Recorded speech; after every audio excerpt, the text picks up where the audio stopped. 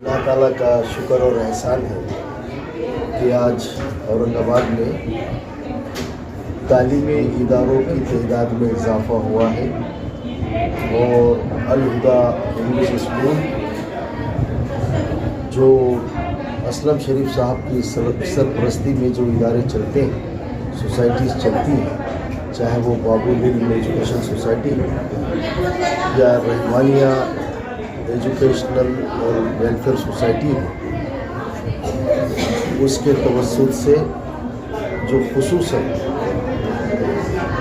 اقلیتوں کے غریب اداروں محلوں میں جو اسکول شروع کرنے کا سلسلہ انہوں نے شروع کیا ہے، اس کے لیے قابل بات کے مستحق ہیں۔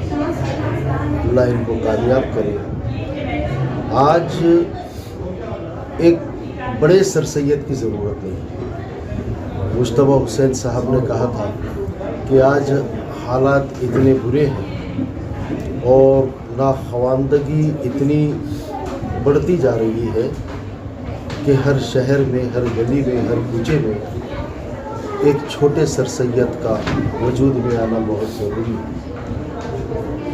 تعلیمی پسماندگی جب دور ہوگی تو اقلیتوں کے دیگر مسائل بھی ختم ہوگی۔ تعلیم کا تعلق انسان کے ویژن سے ہوتا ہے۔ جب انسان تعلیم حاصل کرتا ہے تو وہ شدت سے نکل کر، شدت کو چھوڑ کر وہ سنجیدگی کی طرف مائل ہوتا ہے، اور دنیا میں جتنے بھی بڑے کام ہوئے ہیں ان کا راست تعلق سنجیدگی سے ہے، نہ کہ شدت سے، اور شدت تشدد پیدا کرنے میں مددگار ثابت ہوتی ہے، جبکہ سنجیدگی انسان میں تخریبی صلاحیتوں کو ختم کر کے تخلیقی صلاحیتوں کو ابھارتی ہے۔ آج ذریعے تعلیم انگریزی ہونا یا ہمارے بچوں نے انٹرنیشنل لینگویج انگریزی کو سیکھنا اور ساتھوں ساتھ ہماری اسٹیٹ کی لینگویج مراٹھی بھی سیکھنا اشد ضروری ہے۔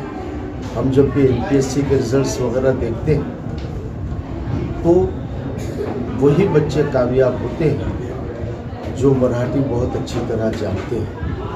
تو میں یہ گزارش بھی کروں گا کہ وہ جو کمپوزٹ مراٹھی کا جو سسٹم ہے، عام ہے اردو اسکولوں میں، اس کو ختم کیا جائے اور 100 نمبرات کی میں مراٹھی کہنا چاہ رہا تھا کہ کمپوزٹ سبجیکٹ جو ہے مراٹھی وہ ختم کیا جائے اور 100 نمبرات کی مراٹھی سکھائی جائے، اور اس بات کی کوشش کی جائے کہ ہر مسلم بچہ جو اقلیتوں کے اداروں میں پڑھتا ہے وہ مراٹھی بولنا، لکھنا، پڑھنا اور سمجھنا سیکھ جائے۔ اور میں ہمارے دوست جناب محترم چھوٹے بھائی بھی ہمارے مرزا سلیم بیگ صاحب کو بھی مبارکباد پیش کرتا ہوں کہ جہاں پر بھی جو کہیں کنسٹرکٹیو کام ہوتا ہے سلیم مرزا پیش ہوتے ہیں اور اپنی خدمات بھی پیش کرتے ہیں، اور ایک مخلص ترین انسان ہیں۔ تو اسلم مرزا بہت بہت شکریہ۔ اللہ آپ کو بہت، اسلم شریف صاحب، اللہ تبارک و تعالیٰ آپ کو بہت کامیابی دے، اور اورنگ آباد ہی نہیں بلکہ آپ اورنگ آباد سے باہر بھی جا کر ادارے قائم کریں۔ Thank you very much. آنے والے وقت میں سر سید بن سکتے ہیں، آپ کا بننا ہے؟ سر سید آپ بھی بن سکتے ہیں جی، صرف جذبہ ہونا چاہیے جی، سمجھیں جی، آپ بھی بن سکتے ہیں لیکن جذبہ ہونا چاہیے اور عزم ہونا چاہیے جی۔ سر جذبے سے ایک میرا سوال ہے، ہاں جیسا کہ آپ سوشل میڈیا نیوز پیپر میں دیکھ رہے ہیں، ایک بچی کا جو ہے تو اسرو میں سلیکشن ہوا ہے، جی، اس کے والد جو ہے تو پیشے سے ڈرائیور تھے، تو آپ ایسے پیرنٹس کو کیا میسیج دینا چاہتے ہیں کہ جو عام طور پہ جو غریبی کا رونا روتے ہیں؟ اس کا تعلق پیرنٹس سے قطعی نہیں، اس کا تعلق بچے کی سنجیدگی سے۔ پیرنٹس تو بچوں کو سہولتیں دستیاب کروا سکتے ہیں، اور ایسا دنیا میں کوئی باپ یا کوئی ماں ایسی نہیں ہے کہ اس کا بچہ علم حاصل کرنا چاہتا ہے اور وہ اس کے لیے سہولتیں وہ مہیا نہیں کرتا۔ وہ اپنی حیثیت سے پرے جا کر، اس سے اونچا اٹھ کر بھی سہولتیں دستیاب کرتا ہے۔ آپ کے پیچھے ہی ایک شخصیت بیٹھی ہے، ہمارے بھائی ہے وہ جناب قلندر شریف صاحب، اسلم شریف کے بڑے بھائی ہیں، ان کا تعلق, اس پوری فیملی کا تعلق ایک چھوٹے سے دیہات سے. وہاں پر اس فیملی کی نے ڈاکٹر ایم اے عزیز کو پیدا کیا, جنہوں نے اس زمانے میں MBBS کیا, MLC رہے, وقف بورڈ کے چیئرمین رہے. عظیم صاحب اسی فیملی کے چشم و چراغ ہیں, جنہوں نے علی گڑھ مسلم یونیورسٹی سے گریجویشن کیا, وہ منسٹر رہے, اور اسی میں سے قلندر شریف بھائی بھی ہیں, اسلم شریف بھی, اور سلیم مرزا بھی اسی کے چشم و چراغ. یہ یہاں ڈاکٹر شعیب ہاشمی صاحب بیٹھے ہیں, ان کے والد محترم, ان کا بیس انبڑ ہے. انبڑ آج بھی انبڑ ڈیولپ نہیں ہے.